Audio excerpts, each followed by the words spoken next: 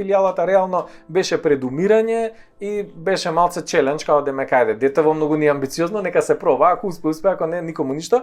И успеа. Реално денес се топе. Мислам, таа филијала и денес тој дечкото што ме наследи си ја држи, си ја води и така натаму. Но малце ми скокна. Морам да те навратам. Ајде. Првото твое работно искуство, кога веќе говориме на оваа тема, ти било со твојот дедо, ако не се лажам, помошен водовоđија. Да. Како Тоа не е ни помошен водовоđија, тоа они го викаат шутист.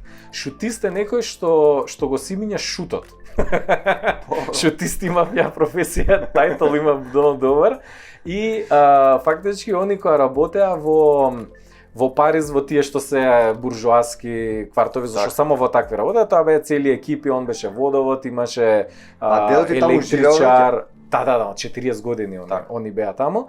И мене ми го дава, бидејќи немав никакви квалификации, бев тука дојден за да студирам. Значи мене првиот поклон на дедо ми беше работничко дело. Плаво работничко дело, ми рече добре дојде во Париз. Така ме пречека. Ако живее на вториот и третиот и така натаму, и на последниот спрат, да, живееле и се уште има такви згради каде што се уште се почитува тоа, меѓутоа веќе изумрено.